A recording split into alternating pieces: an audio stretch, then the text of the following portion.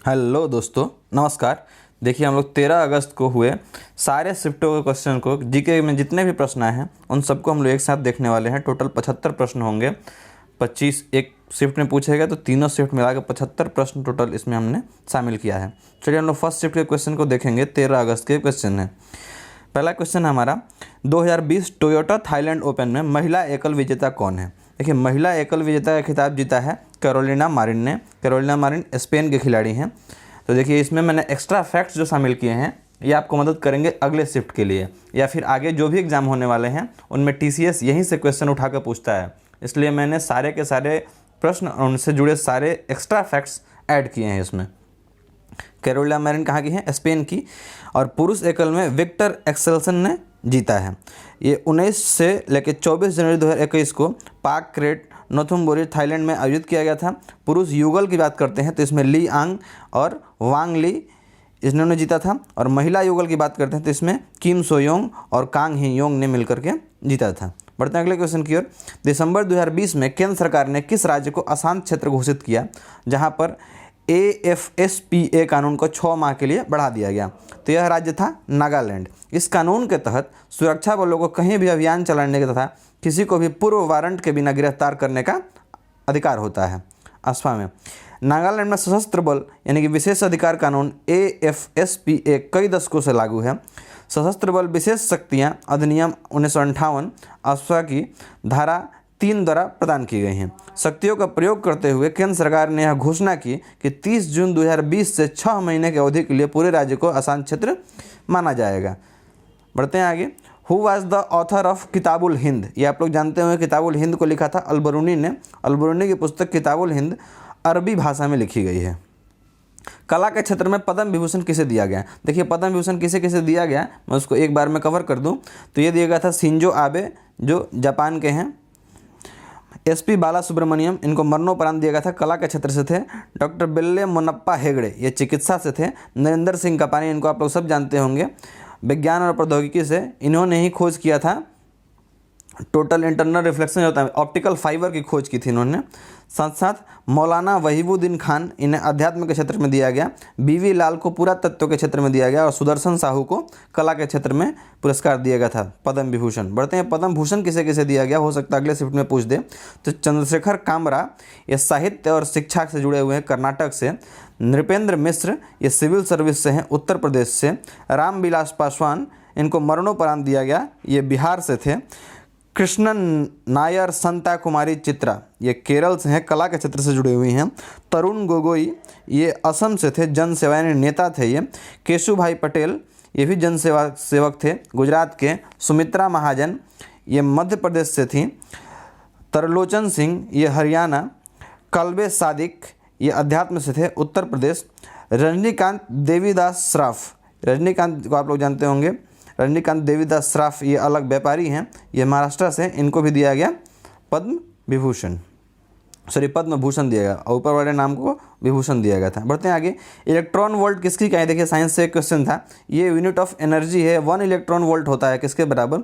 तो 1.602 इंटू 10⁻⁻12 अर्ग, या फिर इसको यदि जूल में बदल दें तो 1.602 इंटू 10⁻19 जूल होता है, 1 इलेक्ट्रॉन वोल्ट के बराबर। बढ़ते हैं आगे। मोरारजी देसाई के बाद में भारत के प्रधानमंत्री कौन बने थे? देखिए, मोरारजी देसाई चौथे प्रधानमंत्री थे, उनके बाद बने थे चौधरी चरण सिंह। चौधरी चरण सिंह हमारे 5वें प्राइम मिनिस्टर थे। अब हम देख लेते हैं कौन कौन इनके आगे पीछे रहे हैं, उनका भी पूछा जा सकता है। तो इंदिरा गांधी 1966 से 1977 तक। बढ़ते हैं मोरारजी देसाई, ये 24 मार्च 1977 से 28 जुलाई 1979। और चरण सिंह की बात करते हैं, चौधरी चरण सिंह, ये 1979 से लेकर 1980 तक रहे हैं। फिर से कार्यकाल आता है इंदिरा गांधी का 1980 से लेकर 1984 तक का। अब तक जितने प्रधानमंत्री हैं उनका नाम मैं एक बार बोल दूं तो देखिए, लाइन से मैंने लगा कर रखा है। जवाहरलाल नेहरू, गुलजारी लाल नंदा, लाल बहादुर शास्त्री, फिर से एक्टिंग आ गए, गुलजारी लाल नंदा, इंदिरा गांधी, मोरारजी देसाई, चौधरी चरण सिंह। आगे देखते हैं, इंदिरा गांधी, राजीव गांधी, विश्वनाथ प्रताप सिंह। उसके बाद आते हैं चंद्रशेखर, फिर आते हैं PV नरसिम्हा राव, अटल बिहारी वाजपेयी, HD देवगौड़ा। फिर आते हैं इंद्र कुमार गुजराल, अटल बिहारी वाजपेयी, इनका कार्यकाल आप सबको याद होगा। फिर मनमोहन सिंह का कार्यकाल भी आपको याद होगा। और अब नरेंद्र मोदी लगातार 2014 से बने हुए हैं, ये 14वें हमारे प्रधानमंत्री हैं। बढ़ते हैं आगे। दयानंद सरस्वती के बारे में गलत कथन कौन सा है? तो देखिए हम लोग पहले सही वाला जान लेते हैं, फिर जो गलत आएगा आप लोग खुद से कर लेंगे। देखिए ऑप्शन जो था उसके अकॉर्डिंग में यहाँ पे बताया गया है कि ब्रह्मो समाज के संस्थापक जो थे दयानंद सरस्वती नहीं थे। ब्रह्म समाज के संस्थापक कौन थे? तो राजा राम मोहन राय थे। ठीक है, बढ़ते हैं आगे। तो इनसे जुड़ी हुई और कुछ बातें हम लोग देख रहे थे दयानंद सरस्वती से। महर्षि दयानंद ने 10 अप्रैल 1875 को गिर गांव मुंबई में आर्य समाज की स्थापना की थी। वेदों की ओर लौटो उनका प्रमुख नारा था। मूल नाम उनका था मूल शंकर तिवारी। इनका जन्म हुआ था गुजरात में टंकारा नामक जगह पे 12 फरवरी 1824 को। मृत्यु हुई थी अजमेर राजस्थान में। गुरु थे इनके बिरजानंदन डंडिस। वह 1876 में भारतीयों के लिए भारत के रूप में स्वराज का आह्वान करने वाले प्रथम व्यक्ति थे, जिन्हें बाद में लोकमान्य तिलक ने भी उठाया था। स्वामी विवेकानंद का वास्तविक नाम क्या था? तो नरेंद्र दत्त था। उन्होंने अमेरिका स्थित शिकागो में 1893 में आयोजित विश्व धर्म सम्मेलन में भारत की ओर से सनातन धर्म का प्रतिनिधित्व किया था। ये मिशिगन झील के किनारे है शिकागो। बढ़ते हैं आगे। उन्होंने 1 मई 1897 को रामकृष्ण मिशन की स्थापना की। वे रामकृष्ण परमहंस के शिष्य थे। उनके भाषण की शुरुआत किस शब्द से हुई थी? वो शब्द था मेरे अमेरिकी भाइयों और बहनों। आज भी इसकी चर्चा होती है।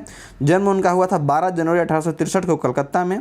उन्हीं के जन्म पर राष्ट्रीय युवा दिवस मनाया जाता है। मृत्यु इनका हुआ था 4 जुलाई 1902 को। कहाँ पे? बेलूर मठ, जो अभी वेस्ट बंगाल में पड़ता है, हावड़ा से थोड़ा सा पहले। आप राजयोग पुस्तक के लेखक भी हैं कौन? महर्षि विवेकानंद। 12 जनवरी को उन्हीं के जन्म दिवस पे क्या मनाया जाता है? राष्ट्रीय युवा दिवस। और ये इनका 2019 में 156वां जयंती था, जिसके अवसर पर जो झारखंड के उस समय के मुख्यमंत्री थे रघुवर दास, उन्होंने 33 फीट ऊंचा एक स्टैचू उनके नाम मतलब उनका बनवाया था। बढ़ते हैं आगे। द्वितीय गोलमेज सम्मेलन से, देखिए गोलमेज सम्मेलन से रिलेटेड क्वेश्चन आया था, तो इसको मैं बता दूं। दूसरा गोलमेज सम्मेलन जो था वो सितंबर से लेकर दिसंबर 1931 में लंदन में आयोजित हुआ था। इसमें गांधी जी जो थे वो कांग्रेस का नेतृत्व कर रहे थे। इसके बाद गांधी जी ने सविनय अवज्ञा आंदोलन शुरू किया था। यहीं से लौट के जब आए थे 1931 में, फिर उन्होंने सविनय अवज्ञा आंदोलन शुरू किया। द्वितीय गोलमेज सम्मेलन में महात्मा गांधी के साथ सरोजिनी नायडू ने भी भाग लिया था। महात्मा गांधी, अम्बेडकर, सरोजिनी नायडू और मदन मोहन मालवीय ने इसमें भाग लिया था द्वितीय गोलमेज सम्मेलन में। ये सरोजिनी नायडू और मदन मोहन मालवीय अपने खर्च से वहाँ पे गए थे। देखिए द्वितीय गोलमेज सम्मेलन में मदन मोहन मालवीय एवं एनी बेसेंट ने खुद के खर्च पर वहाँ पे भाग लिया था। कांग्रेस ने प्रथम गोलमेज सम्मेलन में भाग नहीं लिया था। डॉक्टर भीमराव अम्बेडकर और तेज बहादुर सप्रू, ये दोनों ऐसे इंसान थे जो तीनों गोलमेज सम्मेलन में भाग लिए थे। तीनों गोलमेज सम्मेलन के दौरान इंग्लैंड का प्रधानमंत्री रैमजे मैकडोनाल्ड था। प्रथम गोलमेज सम्मेलन 22 नवंबर 1930 से लेकर 13 जनवरी 1931 तक लंदन में ही हुआ था। कांग्रेस ने प्रथम गोलमेज सम्मेलन में भाग नहीं लिया था। दूसरे गोलमेज सम्मेलन की बात करें तो अपनी मैंने बता दिया सब कुछ। इसमें गांधी जी कांग्रेस का नेतृत्व कर रहे थे। फिर आगे बढ़ते हैं। तृतीय गोलमेज सम्मेलन था, ये भी लंदन में आयोजित हुआ 17 नवंबर 1932 से लेकर 24 दिसंबर 1932 तक, यानी 30, 31, 32 में तीनों गोलमेज सम्मेलन हुए हैं। कांग्रेस ने इस सम्मेलन का बहिष्कार किया था। इस सम्मेलन में कांग्रेस ने भाग नहीं लिए थे। मतलब कुल मिलाकर के कांग्रेस केवल दूसरे गोलमेज सम्मेलन में भाग ली थी, जिसमें महात्मा गांधी उसका नेतृत्व किए थे। बाकी दोनों फर्स्ट और लास्ट में कांग्रेस ने पार्टिसिपेट नहीं किया था। बढ़ते हैं आगे। नेफ्रॉन किसकी बुनियादी कार्यात्मक इकाई है? तो ये किडनी की, यानी कि गुर्दा जिसको आप लोग बोलते हैं, उसका कार्यात्मक इकाई है नेफ्रॉन। और न्यूरॉन की जब बात करेगा तो मस्तिष्क की कार्यात्मक इकाई हो जाएगी। बढ़ते हैं आगे। 2020 में रविन्द्रनाथ टैगोर साहित्य पुरस्कार किसे दिया गया? तो ये दिया गया था राजकमल झा। किसके लिए? तो द सिटी एंड सी के लिए। 2019 में राणा दासगुप्ता को दिया गया था। ब्रिटिश इंडियन नॉवलिस्ट हैं ये। इनको सोलो नाम के लिटरेरी फिक्शन के लिए दिया गया था।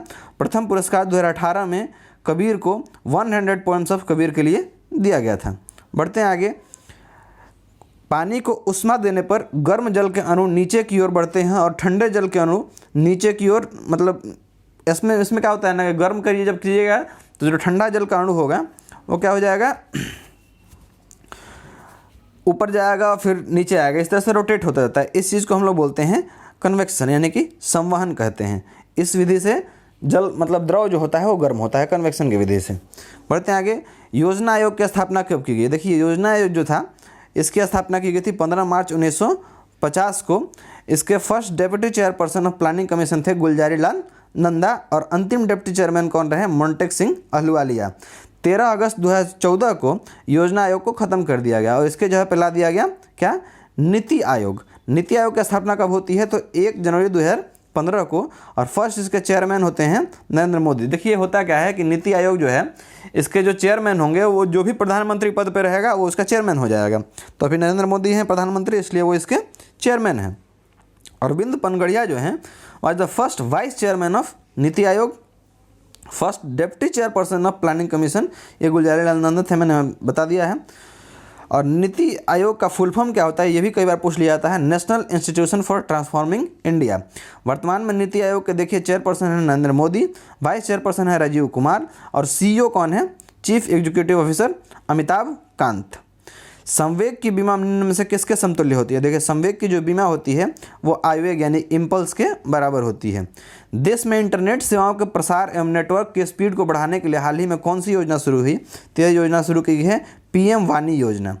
दूरसंचार विभाग यानी कि डीओटी ने, डिपार्टमेंट ऑफ टेलीकम्युनिकेशन द्वारा सार्वजनिक वाईफाई एक्सेस नेटवर्क इंटरफेस, जिसको हम लोग बोलते हैं public WiFi access network interface, यहीं से लिया गया है PMWANI, पीएम वाणी योजना। ठीक है, बढ़ते हैं आगे। कौन हिंदुस्तान रिपब्लिकन एसोसिएशन का संस्थापक सदस्य था, तो देखिए सचिंद्र नाथ सान्याल और राम प्रसाद बिस्मिल हिंदुस्तान रिपब्लिकन एसोसिएशन के संस्थापक सदस्य थे। हिंदुस्तान रिपब्लिकन एसोसिएशन की स्थापना अक्टूबर 1924 में पूर्वी बंगाल के भोलेचांग में सचिंद्र नाथ सान्याल, नरेंद्र मोहन सेन और प्रतुल गांगुली द्वारा स्थापित किया गया था। 1928 में चंद्रशेखर आज़ाद के नेतृत्व में दिल्ली के फिरोज शाह कोटला मैदान में हिंदुस्तान रिपब्लिकन एसोसिएशन का नाम बदलकर हिंदुस्तान सोशलिस्ट रिपब्लिकन एसोसिएशन कर दिया गया। फिर आगे बढ़ते हैं।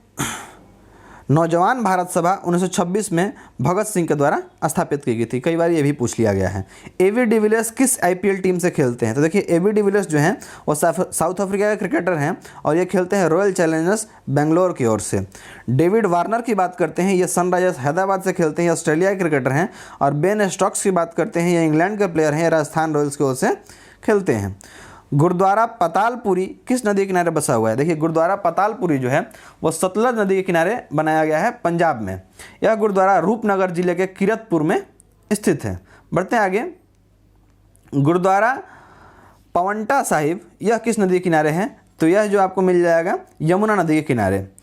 गुरुद्वारा पवंटा साहिब जो है वह हिमाचल प्रदेश के सिरमौर जिले के पवंटा साहिब में एक प्रसिद्ध गुरुद्वारा है। यह गुरुद्वारा सिखों के 10वें गुरु गोविंद सिंह की याद में बनवाया गया था। बढ़ते हैं आगे। बाघमारा पीचर प्लांट सेंचुरी ये किस राज्य में स्थित है, ये मेघालय में स्थित है। बाघमारा पीचर प्लांट सेंचुरी, ये आप लोग सुने नहीं होंगे, याद कर लीजिएगा। यूनियन बजट 2020-21 में कितने वायरोलॉजी संस्थान यानी नेशनल इंस्टीट्यूट फॉर वायरोलॉजी खोलने की घोषणा की गई, तो 4 वायरोलॉजी संस्थान खोलने की घोषणा की गई है। और क्या क्या घोषणा की गई है, तो 9 बायोसेफ्टी लैब्स और 100 सैनिक स्कूल खोलने की भी बात की गई थी 2021-22 के बजट में। मुद्रा स्थानांतरण मेथड RTGS में कितने अंकों के UTR नंबर होते हैं, देखिए UTR क्या होता है, तो unique transaction reference number, unique transaction reference number, ये टोटल 22 अक्षरों का होता है RTGS में। NEFT जब करते हैं तो इसमें टोटल नंबर होता है 16 अंक का। अब इसमें आगे बताया गया है कि फर्स्ट जो 4 डिजिट होते हैं वो बैंक के लिए होते हैं, नेक्स्ट 1 डिजिट फॉर सर्वर और नेक्स्ट 2 डिजिट फॉर ईयर, किस ईयर में आप भेज रहे हैं, next 3 digit for Julian date यानी कि 365 दिन में वो कौन सा दिन है। ठीक है, जैसे शुरुआत से लेकर आज 100वां दिन है, 101वां दिन है, 103वां दिन है, वो 3 डिजिट डिसाइड करेगा अगला। और next 6 digit is unique reference number. RTGS का फुल फॉर्म होता है रियल टाइम ग्रॉस सेटलमेंट। ये कब किया जाता है, जब 2 लाख से अधिक रुपया ट्रांसफर करना होगा तो RTGS किया जाता है, वरना NEFT किया जाता है। NEFT को बोलते हैं नेशनल इलेक्ट्रॉनिक फंड ट्रांसफ़र। आजकल IMPS का भी यूज़ किया जा रहा है मोबाइल से जब हम लोग पैसा भेजते हैं। तो नुब्रा वैली से एक रिलेटेड क्वेश्चन था, एग्जैक्ट क्वेश्चन मुझे मिला नहीं, तो नुब्रा वैली कहाँ है ये आप जान लीजिए। तो ये लद्दाख में है, लद्दाख के उत्तर पूर्व में स्थित है, लद्दाख की घाटी के उत्तर पूर्व में। वेटरनरी काउंसिल ऑफ इंडिया यानी भारतीय पशु चिकित्सक परिषद के अध्यक्ष कौन है, ये हैं डॉक्टर उमेश चंद्र शर्मा। ये 2021 जनवरी से बने हुए हैं। 1984 में भारत सरकार के कृषि मंत्रालय के तहत स्थापित और नई दिल्ली में ये स्थित है वेटरनरी काउंसिल ऑफ इंडिया। कौन सा शहर पश्चिम तट पर स्थित? देखिए पश्चिम तट पर स्थित बहुत सारे शहर हैं, जिसमें कसारगोड, कोचीन, मुंबई भी आपका पश्चिमी तट पे ही है। इस तरह से बहुत सारे शहर आपको मिल जाएंगे, कर्नाटक, मैंगलोर वगैरह। तो आप लोग ऑप्शन के अकॉर्डिंग उसमें जा सकते थे। बढ़ते हैं आगे। खेलो इंडिया विंटर गेम्स, जो आजकल काफ़ी चर्चा में है, क्योंकि इसी से खिलाड़ी निकल के आप ओलंपिक तक पहुंच रहे हैं। तो ये इसका पहला संस्करण जो था वो मार्च 2020 में गुलमर्ग में आयोजित किया गया था। फर्स्ट किया गया जम्मू कश्मीर में और सेकंड किया जा रहा है Indian army and third Uttarakhand 2021 में लद्दाख और गुलमर्ग में। खेलो इंडिया यूथ गेम्स पहली बार खेला गया था नई दिल्ली में, ठीक है, फर्स्ट हरियाणा में जवाहरलाल नेहरू स्टेडियम में, Indira Gandhi indoor stadium complex में ये खेला गया था। खेलो इंडिया यूथ गेम्स 2020 ये गुवाहाटी में खेला गया था, जो असम की राजधानी है। 10 से लेकर 22 जनवरी 2020 को इसमें फर्स्ट राज्य रहा था हमारा महाराष्ट्र, सेकंड रहा था हरियाणा और थर्ड रहा था दिल्ली। देखिए खेलो इंडिया यूथ गेम्स जो था पहली बार दिल्ली में खेला गया, इसमें प्रथम स्थान पर राज्य रहा था हरियाणा। खेलो इंडिया यूथ गेम्स 2020 का जो था वो खेला गया था जनवरी 2020 में गुवाहाटी में, जिसमें प्रथम स्थान में महाराष्ट्र, सेकंड पर हरियाणा, थर्ड पे दिल्ली। 2019 में खेला गया था ये पुणे महाराष्ट्र में, और पहला खेला गया था दिल्ली में 2018 में। बढ़ते हैं आगे। अपराध की जांच के लिए वैज्ञानिक सिद्धांतों के अनुप्रयोग से संबंधित विज्ञान क्या कहलाता है? उसको बोलते हैं फॉरेंसिक साइंस, ठीक है। भिन्न भिन्न प्रकार के विज्ञानों का उपयोग करके न्यायिक प्रक्रिया की सहायता करने वाले प्रश्नों का उत्तर देने वाला विज्ञान कौन सा है? उसको बोलते हैं फॉरेंसिक साइंस। देखते हैं कोई मर्डर वगैरह हो जाता है, आप लोग देखते होंगे CID वगैरह सीरियल, उसमें दिखाता है फॉरेंसिक साइंस का लैब। करजन वायली को किसने मारा था? करजन वायली को मारा था मदन लाल ढींगरा ने। 1 जुलाई 1909 की शाम को इंडियन नेशनल एसोसिएशन के वार्षिकोत्सव में भाग लेने के लिए भारी संख्या में भारतीय और अंग्रेज इकट्ठे हुए थे। जैसे ही भारत सचिव के राजनीतिक सलाहकार सर विलियम हट करजन वायली अपनी पत्नी के साथ हॉल में घुसे, ढींगरा ने उनके चेहरे पर 5 गोलियां दाग दी थी। Who has been selected as the ambassador of BAFTA breakthrough initiative India? Bharat में बाफ्टा सफल पहल के राजदूत के रूप में किसे नियुक्त किया गया? तो वो किया गया है AR रहमान को, जो एक म्यूजिशियन है।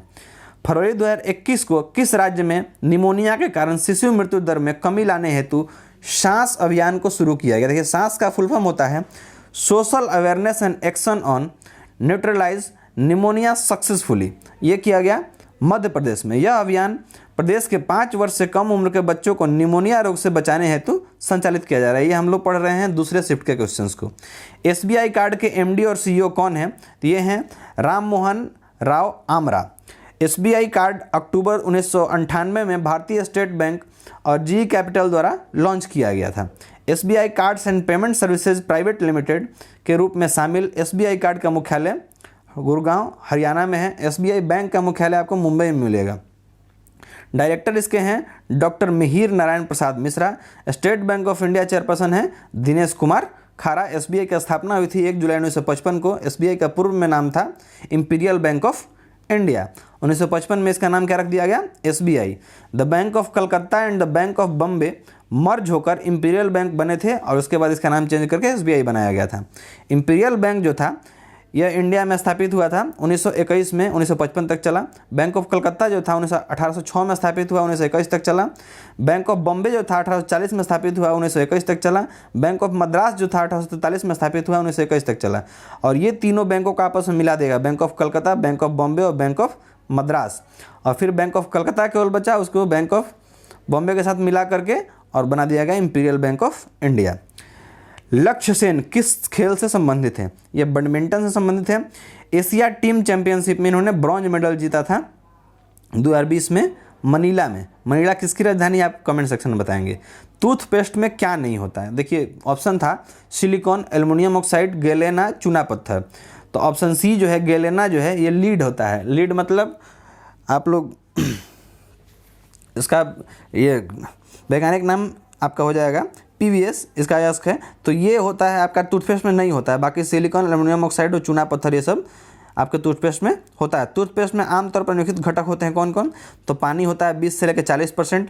एब्रेसिव जो दांत पर रगड़ खाने के लिए होता है वो लगभग 50% होता है, जिसमें aluminium hydroxide, calcium hydrogen phosphate, calcium carbonate, silica और हाइड्रोक्सी पाई टाइप शामिल होते हैं, ये एब्रेसिव का काम करते हैं।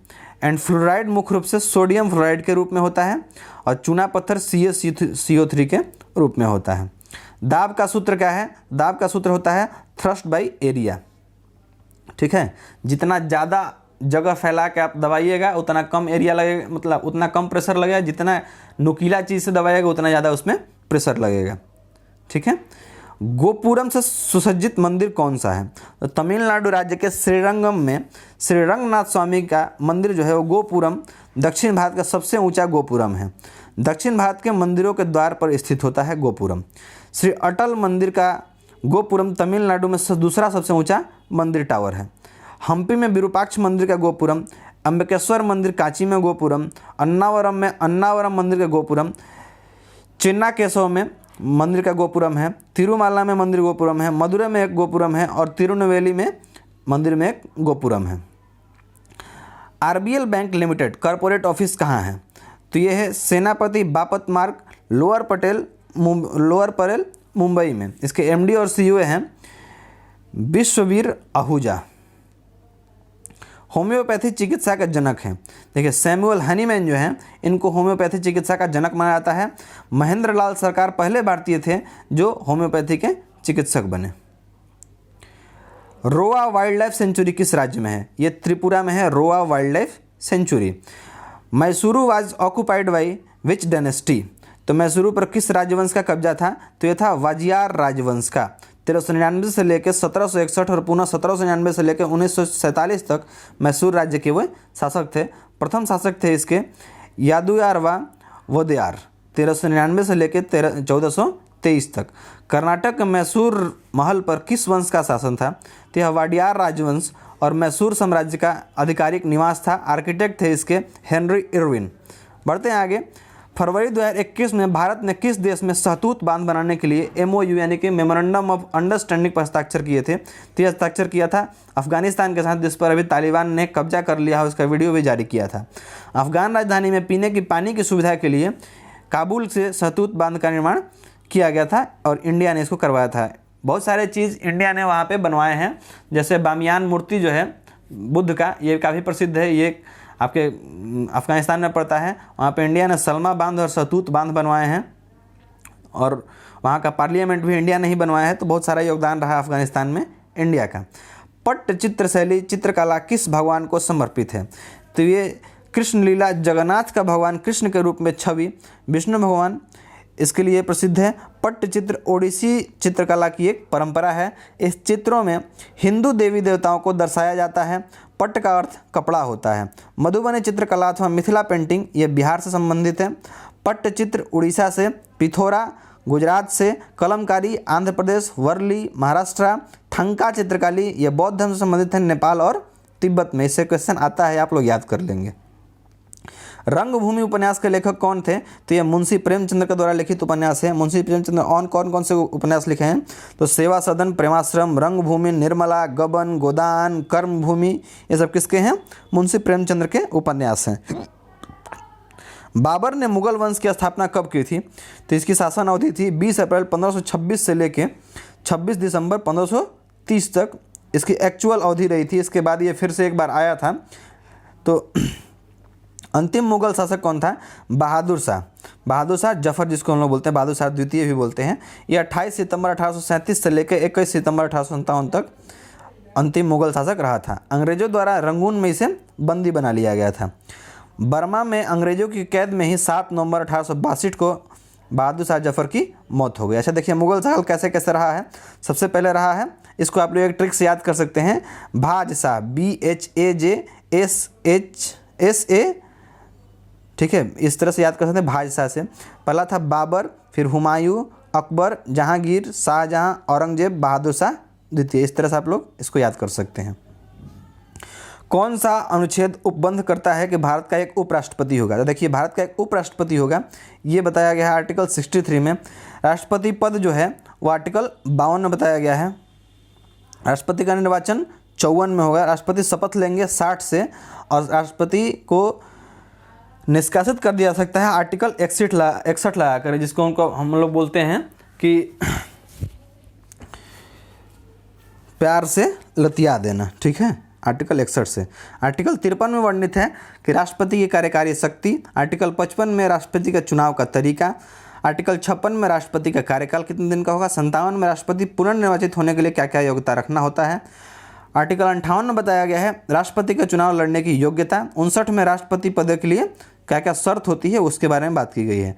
60 में राष्ट्रपति द्वारा शपथ या प्रतिज्ञान, और 61 में इन पर लगा दिया जा सकता है महाभियोग, तब इनको हटाया जा सकता है।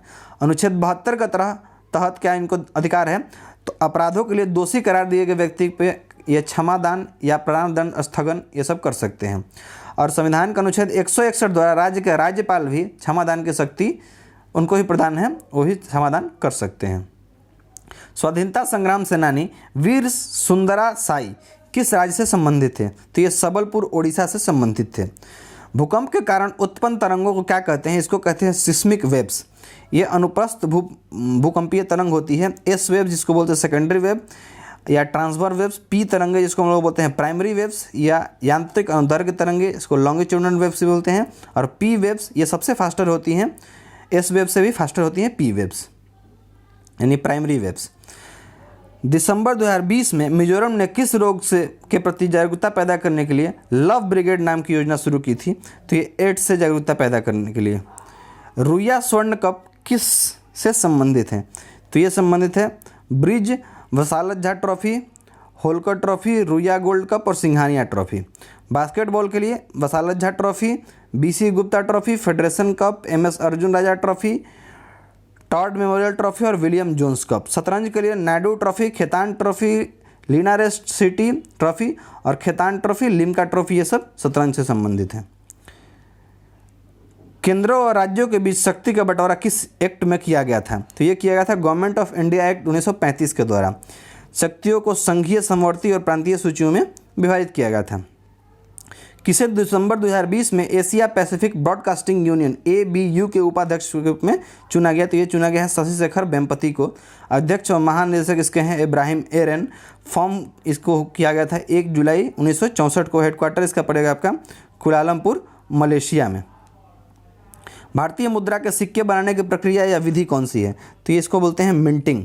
केंद्र सरकार जो है वो सिक्के भारत सरकार के स्वामित्व वाली 4 टकसालों में ढाले जाते हैं। टकसाल कहाँ कहाँ हैं, तो मुंबई, हैदराबाद, कलकत्ता और नोएडा में टकसाल स्थित हैं। आयुष्मान भारत योजना के नए CEO के रूप में 1 फरवरी 2021 को किसे नियुक्त किया गया, तो एक नियुक्त किया गया है RS शर्मा को। वह इंदु भूषण की जगह लेंगे जो 2018 में शुरू होने के बाद से आयुष्मान भारत योजना के कार्यकारी के रूप में सेवारत थे। अब कौन आ गए हैं, RS शर्मा। बढ़ते हैं थर्ड शिफ्ट की ओर। थर्ड शिफ्ट का पहला क्वेश्चन है ब्रह्मपुत्र नदी की सहायक नदी जो भूटान में बहती है, तो इसकी सहायक नदी जो भूटान में बहती है उसका नाम है मानस रिवर। भूटान में दांगमेछू, चीन में नियामजंग। ब्रह्मपुत्र का उद्गम जो होता है हिमालय के उत्तर में तिब्बत के पुरुंग जिले में स्थित मानसरोवर झील से होता है, जहाँ तिब्बत में इसे यारलुंग सांगपो कहा जाता है। अरुणाचल प्रदेश में ब्रह्मपुत्र को देहांग के नाम से जाना जाता है। असम घाटी में बहते हुए इसे ब्रह्मपुत्र और बांग्लादेश में प्रवेश करने से पहले इसे जमुना के नाम से जाना जाता है। इसके लिए रिकॉर्डिंग मैंने एक वीडियो बना रखा है, आप जाकर उसे देख सकते हैं। गंगा और उसके सहायक नदियों के रूप में इसको मैंने वर्णित किया था। भारतीय क्षेत्र में ब्रह्मपुत्र की महत्वपूर्ण सहायक नदियाँ हैं सुबनसिरी, तीस्ता, तोरसा, लोहित, बराक, ये सब ब्रह्मपुत्र की सहायक नदियाँ हैं। रेमन मैग्सेसे अवार्ड की शुरुआत कब हुई थी, ये 1958 में शुरू किया गया था और पहले भारतीय विजेता थे विनोबा भावे। रेमन मैग्सेसे पुरस्कार को इंडिया का नोबेल पुरस्कार कहा जाता है। यह अपने क्षेत्र में उल्लेखनीय कार्य करने के लिए दिया जाता है। रेमन मैग्सेसे प्राइज फाउंडेशन द्वारा फिलीपींस के भूतपूर्व राष्ट्रपति रेमन मैग्सेसे की स्मृति में दिया जाता है। ये किस किस क्षेत्र में दिया जाता है, तो सरकारी सेवा में उत्कृष्ट योगदान, सार्वजनिक सेवा, सामुदायिक नेतृत्व, पत्रकारिता, साहित्य और रचनात्मक संचार कला, शांति और अंतर्राष्ट्रीय समझ और उभरते नेतृत्व वाले को दिया जाता है। कुछ भारतीय जो हैं जो इसको जीते हैं उनका नाम मैं बता दूं, तो 2019 में जीता है रवीश कुमार ने पत्रकारिता के क्षेत्र में, जिसको आप लोग जानते हैं NDTV पे हैं। 2018 में जीता था भरत वाटवानी ने समाज सेवा में और सोनम वांगचुक समाज सेवा। 2016 में TM कृष्णा और बेजवाड़ा विल्सन इन्होंने जन सेवा में। 2006 में अरविंद केजरीवाल जो दिल्ली के मुख्यमंत्री हैं इनको भी मिला था आपातकालीन नेतृत्व के रूप में। 2015 में संजीव चतुर्वेदी को दिया गया था भ्रष्टाचार के विरुद्ध आवाज़ उठाने के लिए, अंशु गुप्ता सामाजिक कार्य के लिए, 1994 में किरण बेदी को दिया गया था शासकीय सेवा के लिए, 1962 में मदर टेरेसा को दिया गया था अंतर्राष्ट्रीय सद्भाव के लिए। लोकसभा में अनुसूचित जाति और अनुसूचित जनजाति के सदस्यों को जनसंख्या के अनुपात के आधार पर प्रतिनिधित्व दिया जाता है, यह किस अनुच्छेद में वर्णित है? तो यह वर्णित किया गया है अनुच्छेद 330 के अनुसार। बाकी जो एक्स्ट्रा फैक्ट्स हैं आप लोग इसका PDF लेने के लिए हमारे टेलीग्राम चैनल का लिंक दिया गया है, उसमें आप जाइएगा, वहाँ से मैं इसका PDF डाल दूंगा, जाके आप वहाँ से पढ़ सकते हैं। ठीक है, बढ़ते हैं आगे। इस वीडियो को पॉज करके भी आप इस चीज़ को पढ़ सकते हैं। कौन सी प्राकृतिक घटना पृथ्वी के अंतरिम गतिविधियों के कारण नहीं होती है? तो देखिए, पृथ्वी के अंतरिम गतिविधियों के कारण कौन सी घटना नहीं होती है, तो कौन सी घटना होती है वो मैं बता दूं। तो ये earthquake, landslide, glaciers, volcanic eruption, ये भूकंप, ज्वालामुखी, भूस्खलन इत्यादि सब पृथ्वी के आंतरिक गतिविधि के कारण होते हैं। और क्या ऑप्शन दिएगा तो उसके अकॉर्डिंग इसका आंसर हो जाता। हरे पेड़ पौधे प्रकाश की उपस्थिति में प्रकाश संश्लेषण के द्वारा अपना भोजन स्वयं बनाते हैं, पौधे क्या कहलाते हैं? ये पौधे कहलाते हैं स्वपोषी, यानी ऑटोट्रोपिक न्यूट्रिशन करते हैं। यह एक ऐसी प्रक्रिया है जिसमें कुछ तरह के जीव कार्बन डाइऑक्साइड और पानी जैसे अकार्बनिक तत्वों द्वारा धूप की मदद से अपना खाना बनाते हैं। गर्भनाल में कुल कितनी धमनी होती है? देखिए, गर्भनाल में 2 धमनी और 1 सिरा होता है। गर्भनाल धमनियाँ भ्रूण से प्लेसेंटा तथा ऑक्सीजन रहित रक्त की आपूर्ति करती हैं। कोणार्क का सूर्य मंदिर किसने बनवाया था? यह बनवाया था पूर्वी गंग राजवंश के राजा नरसिम्हदेव प्रथम ने। कोणार्क सूर्य मंदिर कहाँ है? पूरी उड़ीसा में। सन 1984 में से यूनेस्को ने वर्ल्ड हेरिटेज साइट के रूप में मान्यता दी थी। इसमें सूर्य भगवान का मंदिर है, इसको ब्लैक पैगोडा भी कहा जाता है। कलिंग आर्किटेक्चर में 1350 ईस्वी में बना हुआ है। सेल का स्टील प्लांट जो छत्तीसगढ़ में, वो कहाँ पे है? तो भिलाई स्टील प्लांट उसको कहा जाता है। भिलाई और बोकारो स्टील प्लांट जो है वो सेटअप किया गया था रसिया की मदद से। और ये जो है भिलाई इस्पात कारखाना छत्तीसगढ़ मुख्यतः रेलों के उत्पादन के लिए, रेल की जो पटरियाँ बनती है वो कहाँ पर बनती है? भिलाई इस्पात कारखाना में बनती है। इसको रूस की मदद से स्थापित किया गया था। बोकारो स्टील प्लांट ये झारखंड में है। 1966 में प्रधानमंत्री इंदिरा गांधी ने बोकारो स्टील प्लांट की आधारशिला रखी थी। 1971 में इसमें काम शुरू हो गया था। उड़ीसा में राउरकेला स्टील प्लांट जर्मनी के सहयोग से बनाया गया था और ये दूसरी पंचवर्षीय योजना में स्थापित किया गया था 1955 में। और जबकि पश्चिम बंगाल में दुर्गापुर स्टील प्लांट जो है वो ब्रिटेन के सहयोग से स्थापित किया गया था। इससे भी क्वेश्चन आता है, आप लोग याद कर लेंगे। राष्ट्रपति का अध्यादेश यानी ऑर्डिनेंस जो होता है ORDI को जारी करने की शक्ति किस अनुच्छेद में वर्णित है? यह अनुच्छेद 123 में वर्णित है। संसद के विश्रांति काल में अध्यादेश प्रख्यापित करने की शक्ति राष्ट्रपति के पास है। इस अध्यादेश को अगले सत्र में दोनों सदनों से पास कराना ही होता है। हेमिस नेशनल पार्क कहाँ पे है? तो यह लद्दाख में है। 1981 में स्थापित किया गया था, सबसे बड़ा नेशनल पार्क है। बैट्समैन के पीछे विकेट कीपर के अलावा जो फील्ड होता है उसे क्या कहते हैं? एक बार आप लोग इस फिगर को रोकेंगे और इसको अच्छी तरह से देख लेंगे कि इसमें कौन कौन सा प्लेयर कहाँ कहाँ होता है। इधर बैट्समैन है ऊपर में और ये आपका बॉलर होता है। बैट्समैन के ठीक पीछे कीपर होता है, उसके बीच बगल में सब first slip, second slip, third slip इस तरह से होता है। उसके ठीक बगल में इधर गली होता है, इधर लेग गली होता है, इधर में शॉर्ट लेग होता है, इधर में सिली पॉइंट होता है, कवर होता है, इस तरह से होता है। आप लोग इसको एक बार वीडियो को पॉज करेंगे और पॉज करके अच्छी तरह से इसको देख लेंगे कौन सा प्लेयर किधर होता है। इससे भी क्वेश्चन आजकल पूछा जा रहा है। हरिजन सेवक संघ की स्थापना कब हुई थी? तो हरिजन सेवक संघ की स्थापना की गई थी 30 अक्टूबर 1932 को। संस्थापक थे इसके महात्मा गांधी। इसके पहले इस संगठन का नाम अस्पृश्यता निवारण संघ रखा गया था। 13 सितंबर 1933 को हरिजन सेवक संघ नाम दिया गया था। इसके प्रथम अध्यक्ष प्रसिद्ध उद्योगपति घनश्याम दास बिरला तथा सचिव अमृतलाल विठल दास ठक्कर थे। संघ का मुख्यालय गांधी आश्रम किंग्सवे कैंप दिल्ली में था। ICTP रामानुजन प्राइज किस क्षेत्र में दिया जाता है? तो ICTP रामानुजन प्राइज जो है विकासशील देशों के युवा गणितज्ञों के लिए दिया जाता है। यह 2004 में स्थापित किया गया था और पहली बार 2005 में सम्मानित किया गया था। और इसी के साथ इस वीडियो को मैं यहीं समाप्त करता हूं। आप लोगों को ये PDF मिल जाएगा, आप हमारे टेलीग्राम चैनल से जुड़ सकते हैं। धन्यवाद।